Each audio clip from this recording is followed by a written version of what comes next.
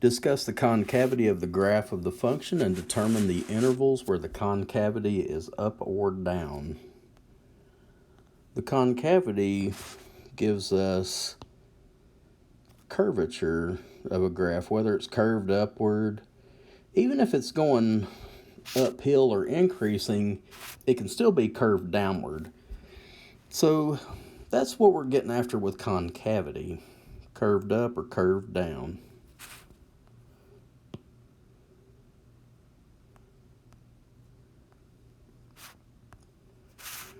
For concavity, we will need to take the second derivative and find its critical number, or numbers. Our first derivative is negative 6x squared minus 6x. If you're looking for increasing or decreasing, this is the derivative you analyze for critical numbers. But if you're looking for concavity, you take one more derivative. For this one, we get negative 12x minus 6. This is the one we'll set equal to 0 and find critical numbers. Add 6 to both sides, divide by negative 12.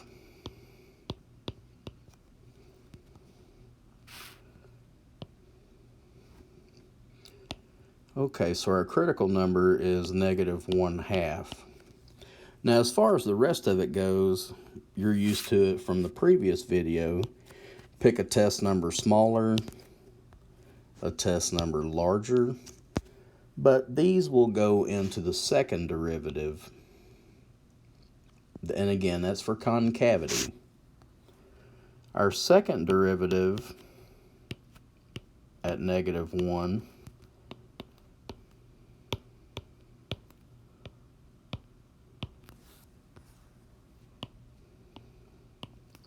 and like we did in the video for increasing and decreasing, basically we're just looking for whether the answer is positive or negative.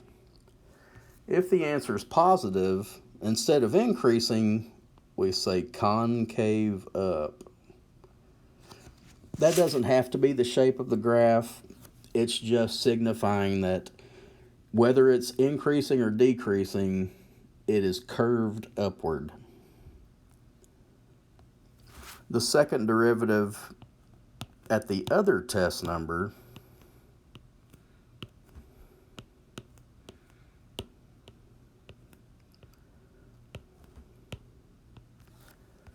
gives us a negative. If the second derivative is negative, then our graph will be curved downward. Whether it's increasing or decreasing, it will be curved downward. So that's concavity, not increasing or decreasing. For that one, you go to the first derivative.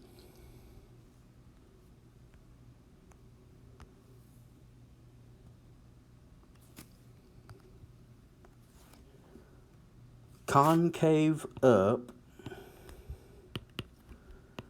from negative infinity to negative half.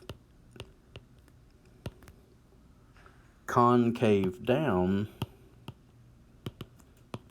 from negative half to positive infinity.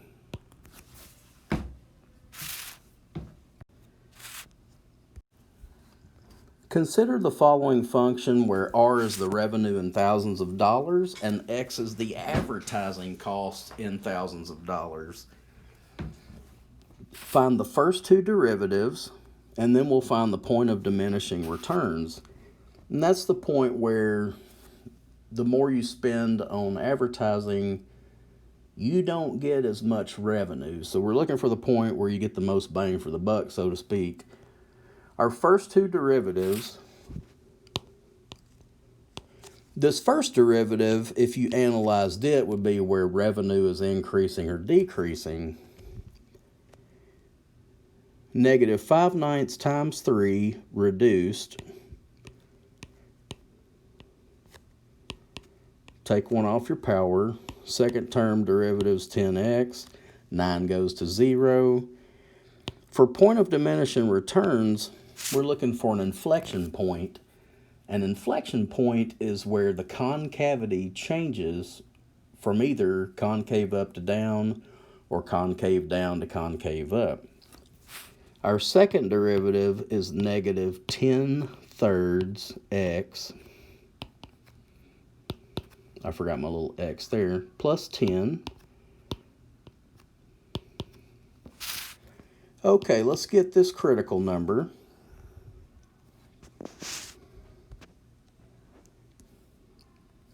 Mercy, I keep trying to mess this one up. It's just a 10. There we go. Add negative 10/3. Or let's just say let's add 10/3 x. We'll move it over. It'll go from negative to positive. Multiply by 3. Divide by 10.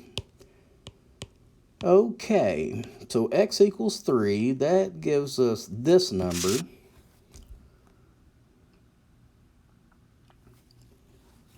Going to the original function, we're going to plug a 3 into it. We want to know the revenue when $3,000 is spent on advertising.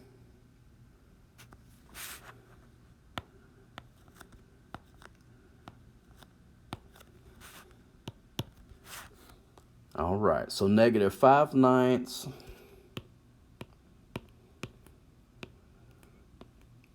sub in our 3 cubed, plus 5 times 3 squared,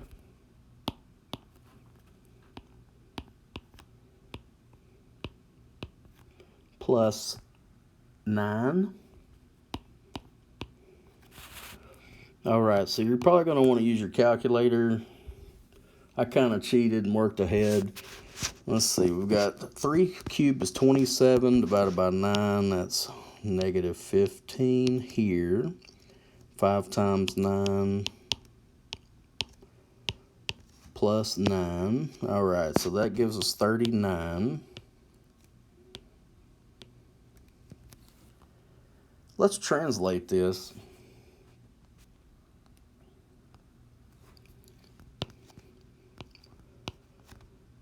When $3,000 are spent,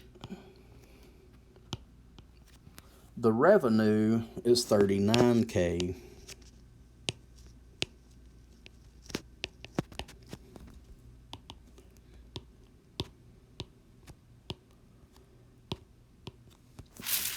Now, this doesn't mean to imply that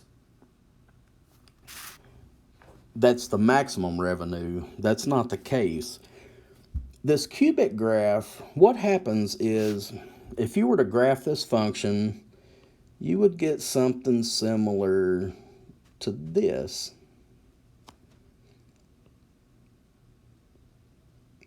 You would increase rapidly, but then you would taper off and maybe not increase so fast. Okay, now I'm just going to eyeball this point right here. Notice that left of that point, the graph is curved downward. Right of that point, the graph is curved upward. Because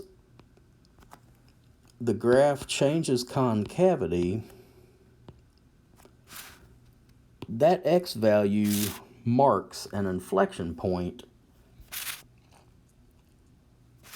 Now, the graph may be concave down, then concave up. See, we didn't investigate all that. We're just looking at the technique of finding the point of diminishing returns. This graph could have also been shaped like this, which is probably more realistic. You eyeball a point, concavity one way, followed by concavity another. Either way it goes,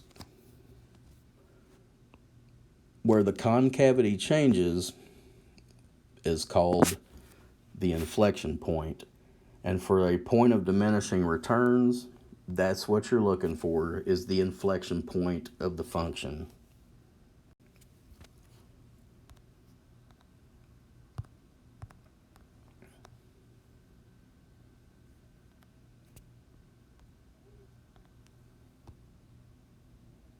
The cost in dollars for ordering and storing X units is given by the function below. What order size will produce a minimum cost? Let's rewrite this function so it's easier to take a derivative. I'm going to rewrite this as 4x plus 300,000 x to the negative 1.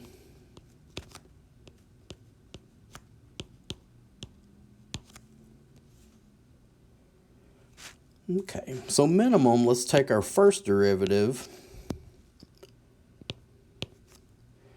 That's 4, be very careful here, minus 300,000 x to the negative 2. And we'll set this equal to 0.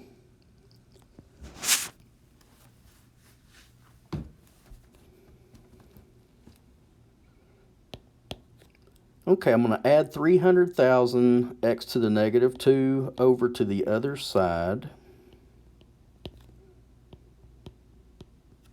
X to the negative 2 can be returned to the denominator, and that'll change your exponent to a positive 2. Multiply both sides by x squared.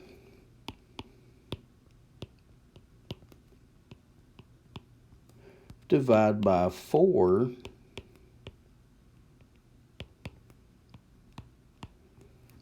Take the square root, and then we're just going to round this to the nearest whole number. Square root of 75,000 to the nearest whole number is approximately 274.